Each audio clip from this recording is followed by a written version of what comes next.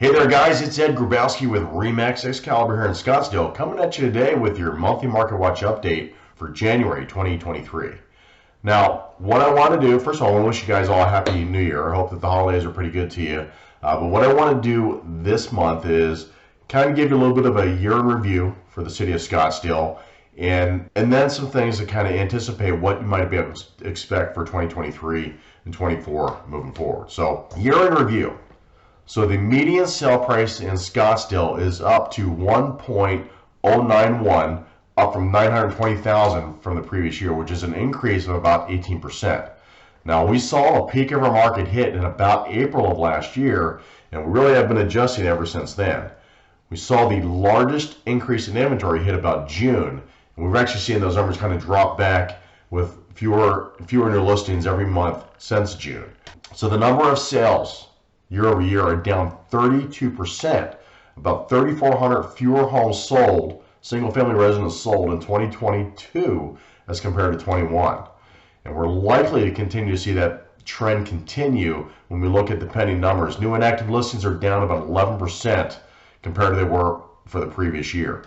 Now, got to keep in mind that 2021 was an historic year in terms of activity, in terms of pricing that we have never seen. So to actually have a little bit of a pullback in those numbers is not unreasonable. But we also have seen a fair number of buyers who have been pushed out of the market in terms of affordability when you're looking at terms of interest rates and the higher purchase price. Probably about 20-25% of the buyers that would have been considered purchasing in this marketplace are no longer in a position where they can afford to do so. So what can we expect moving forward? Well, we still have a little bit of a disconnect from what sellers think in terms of value. We have a lot of sellers that are still very aspirational in terms of what they think their home's values are, compared to buyers who are having concerns with affordability, with higher interest rates, higher purchase prices. So we still have a little bit of a disconnect between what buyers and sellers are looking for in this marketplace. This year we'll probably continue to see buyers and sellers work closer together to come back to more of a normalized market. We're probably going to see interest rates that are going to probably stay somewhere fairly stable compared to where they are right now. Currently, according to Mortgage News Daily, we are looking at 6.2% for an A-rated borrower. Now, I would expect that we're probably going to see those rates kind of stay probably within 0.5%, either below or above that in the coming year. But the expectation that we might see rates in that sub 5% range, probably not going to see that anytime soon. Probably be years, if ever, that we see sub 5% rate for an A-rated borrower moving forward. But the opportunity for buyers in this marketplace is the fact that we have significantly more inventory than we've had over the last few years. We have a lot less competition for buyers to be able to move them into properties. But at the same token, we have sellers in a lot of circumstances who are willing to participate in the transaction and help borrowers to buy down the cost of their mortgage during the first couple of years of ownership. It's a great opportunity for buyers to get in to purchase a property when rates probably are going to remain a little more stable in the coming years.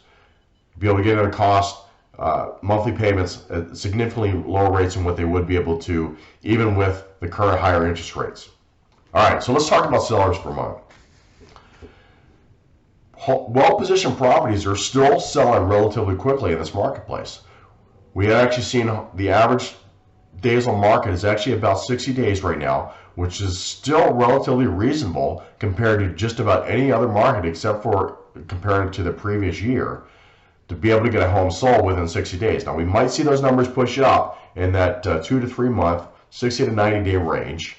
But the reality is, if you position your property effectively so that the market considers your home of value, buyers will likely still compete for your home. There still are buyers in the marketplace, and when you have a lot of sellers out there that are very aspirational in terms of what they are wanting to get for their value, if you position your property right, you should be able to get great results for your home.